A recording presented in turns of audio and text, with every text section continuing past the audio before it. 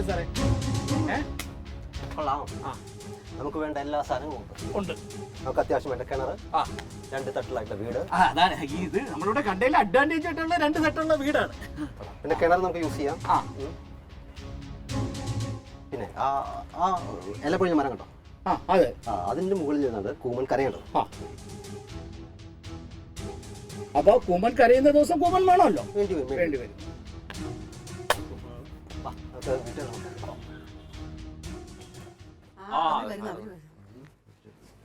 സാറേ നമസ്കാരം. നമസ്കാരം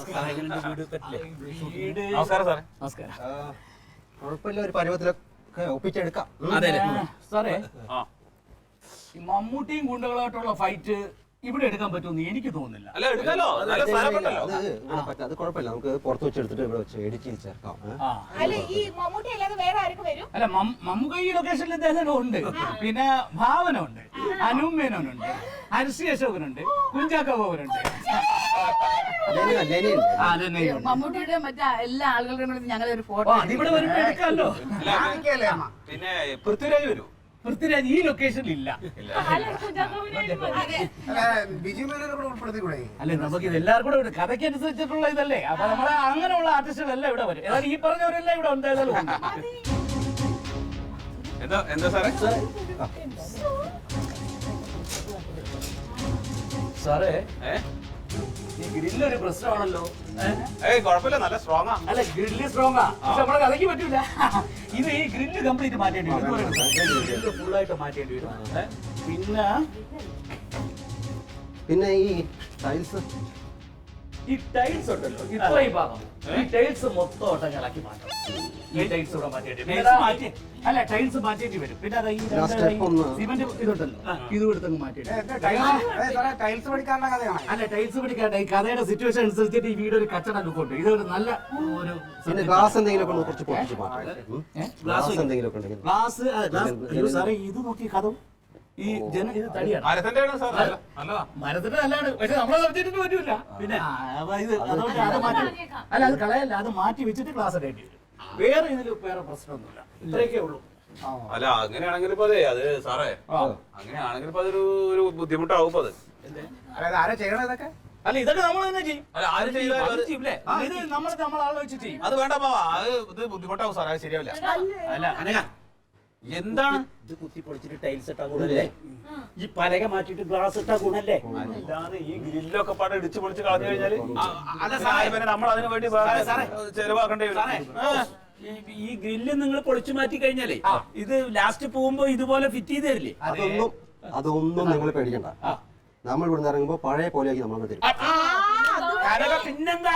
അല്ല അതെന്താ സിനിമാക്കാര് ഇതൊക്കെ ഇങ്ങനെ നമ്മള് ഷൂട്ടിങ്ങിന് 2 ദിവസം മുമ്പ് ഈ സാധനം കംപ്ലീറ്റ് ഒക്കെ എടുത്ത് മാറ്റും. ഷൂട്ടിങ് കഴിഞ്ഞോടുകൂടി ഇതെല്ലാം എടുത്തൊക്കെ വെച്ച് പഴയ പോലെ അതൊക്കെ എന്താ രാഗങ്ങൾ ഷൂട്ടിങ് തുടങ്ങുന്നതിന് മുമ്പ് അങ്ങനെ പറയും. തുടങ്ങി കഴിഞ്ഞിട്ട് പിന്നെ കഴിഞ്ഞാൽ നിങ്ങളുടെ മൂട് അടിയാൻ പോകും. അത് ശരിയാവില്ലേട്ടാ. ഞാൻ പറഞ്ഞില്ലേ അതൊരു കുഴപ്പമില്ലാണ്ട് ചെയ്യും. സിനിമാക്കാരെ വിശ്വസിക്കാം. സാറേ അതെ ഈ പൊളിക്കണ സംഭവം അവിടെ വെച്ച് എടുത്തൂടെ എന്റെ വീട്ടിൽ വെച്ച്? അല്ല അതല്ല ഈ ഭാഗം കറക്റ്റാ, അത് പൊളിക്കേണ്ട കാര്യമില്ല. കിണറും ഇത് നമുക്ക് പറ്റിയ കഥയ്ക്ക് പറ്റിയ ലൊക്കേഷൻ അതാ. പക്ഷെ ഈ സാധനത്തിന്റെ ഒരു പ്രശ്നത്തിലാണ് നമ്മൾ പോട്ടെ പൊളിച്ചോട്ടെ. ഇനിയിപ്പോ എന്താ എന്റെ പ്രശ്നം? ഒരു കാര്യം ചെയ്യാൻ പറ്റും. നമുക്കൊരു നമ്മളിപ്പോ പറഞ്ഞ പൈസ ഉണ്ടല്ലോ, അതൊക്കെ ഒരു 2 ലക്ഷം രൂപ കൂട്ടി തരാൻ പറ്റും. അതൊക്കെ നമ്മളുമായിട്ട് നമ്മൾ സംസാരിച്ചിട്ടുണ്ട്. ഓൾറെഡി നമ്മൾ സംസാരിച്ചു കഴിഞ്ഞാൽ. പിന്നെ എന്താണെന്ന് വെച്ചാൽ ഇതൊരു സ്മോൾ ബഡ്ജറ്റ് ഫിലിമാണ്. പ്രൊഡ്യൂസർ ആയിട്ടുള്ള അഡ്ജസ്റ്റ്മെന്റ് പേരിലാണ് മമ്മൂട്ടി അഭിനയിക്കാൻ നേരിട്ടുള്ളത് തന്നെ.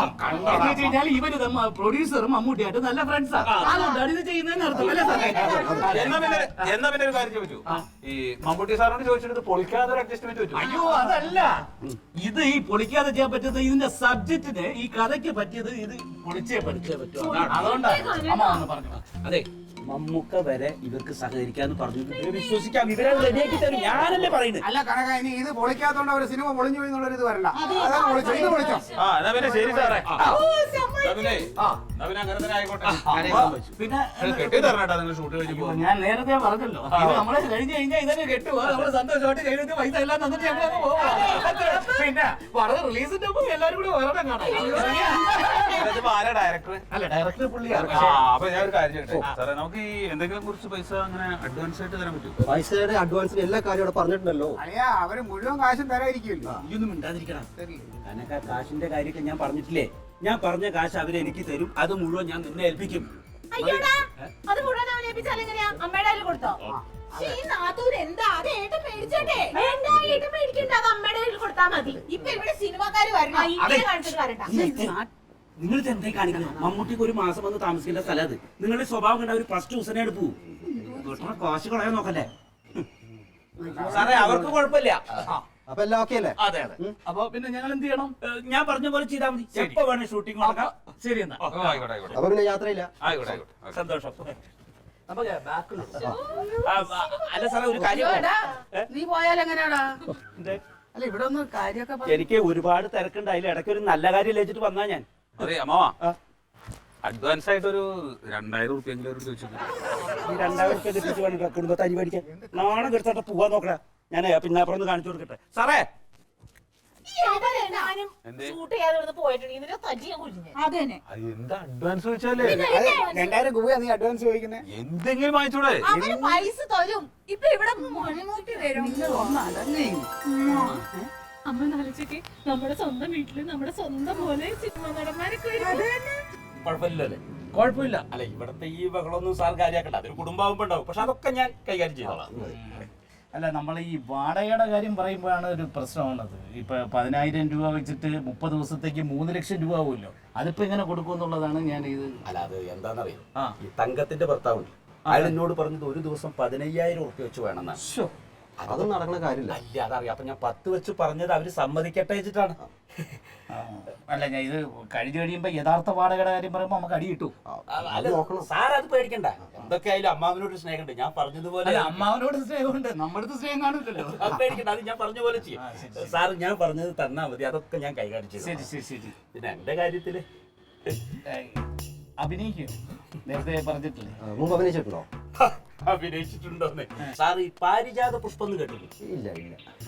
ഞാൻ ആദ്യമായിട്ട് 17ാമത്തെ വയസ്സിൽ അഭിനയിച്ച നാടകമാണ്. അന്ന് നമ്മുടെ അച്ഛൻ പോലും ജനിച്ചിട്ടോന്ന് അറിയില്ല. ആ നാടകത്തിൽ ഞാനായിരുന്നു നായകൻ. മരുതൻകുഴി പൊന്നപ്പനായിരുന്നു അച്ഛൻ. പിന്നെ പേരൂർക്കട വാസുദേവനായിരുന്നു നായകൻ. നായിക പേരൂക്കട വാസുദേവൻ. അതെന്താ അറിയോ സാറേ, അന്നത്തെ കാലത്ത് ഈ നടികളൊന്നും അങ്ങനെ അഭിനയിക്കാൻ പറ്റില്ല.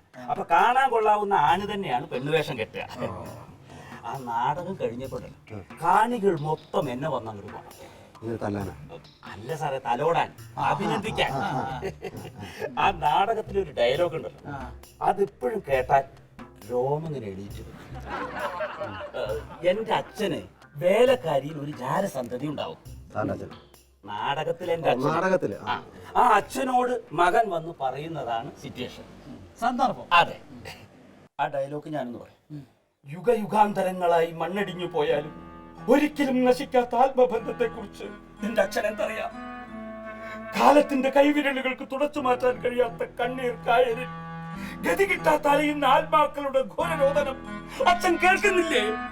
ജീവിത നൗകയുടെ ഈ പങ്കായം ഗതി അറിയാതെ എങ്ങോട്ടാണ് അച്ഛാ ഈ തുഴയുന്നത്? എങ്ങനെയുണ്ട്? നന്നായിട്ടുണ്ട്. വേറെ ഏതെങ്കിലും അഭിനയിച്ചിട്ടുണ്ടോ? പിന്നെ ഒരുപാട് നാടകത്തിൽ അഭിനയിച്ചിട്ടുണ്ട്. ഗായത്രിയുടെ ശബ്ദം, കമ്പി പൊട്ടിയ വീണകൾ, കടൽക്കാക്കയുടെ രോദനം. പിന്നെ മതി. പിന്നെ ഈ സിനിമയിൽ ഒരു നല്ല വേഷം തരാൻ കുറച്ച് ബുദ്ധിമുട്ടാണ്. ഇതില് ഹർഷി അശോകൻ രാത്രി പ്രേതത്തെ കണ്ടിട്ട് പേടിച്ചിട്ട് പ്രേതം എന്ന് പറഞ്ഞ് ഓടിയിട്ട് വരുന്ന സീനുണ്ട്. അതില് 2-3 ആൾക്കാർ ഇറങ്ങി വന്ന് എന്ത് പറ്റി ചോദിക്കുന്നൊരു നല്ല സീനുണ്ട്. നല്ല സിറ്റുവേഷൻ. അവർ 3-4 പേര് ഏറ്റവും മുന്നിൽ ചേട്ടൻ നിന്നാണ്. നല്ല ശ്രദ്ധിക്കേണ്ട വേഷമാണ്, ചെറുതാണെങ്കിൽ. ആ ഒരൊറ്റ സീന് വന്നിട്ട് ഇങ്ങനെ പറയണേ. അതെ. അല്ല സാറേ, ഈ ജനങ്ങളെ കരയിപ്പിക്കുന്ന ഏതെങ്കിലും ഒരു വേഷം. അതിപ്പോ ഈ സാറ് പറഞ്ഞത് കറക്റ്റ് ആയിട്ടൊക്കെ ചെയ്യുമ്പോ ചേട്ടൻ ചെയ്യുമ്പോ ജനങ്ങൾ അങ്ങ് കരഞ്ഞോടും അല്ലേ? സാർ എന്താ പറയുക, ഞാൻ അതല്ല പറഞ്ഞത്. ഈ സിനിമ ആകുമ്പോ അതിൽ ഈ സൂപ്പർ ഹിറ്റ് ആയിട്ടുള്ള പാട്ടുകൾ ഉണ്ടാവും. അങ്ങനത്തെ ഒരു സോങ് സീനിൽ മുഴുവൻ അഭിനയിക്കാനോ അല്ലെങ്കിൽ 1-2 ഫൈറ്റ് സീനിലോ അഭിനയിക്കാനോ അവസരം അത്രേ ഉള്ളൂ. സോങ് സീൻ അങ്ങനെയാണെങ്കിലേ ഇതാ ശരി. അല്ല സാറേ, ഞാനുണ്ട്.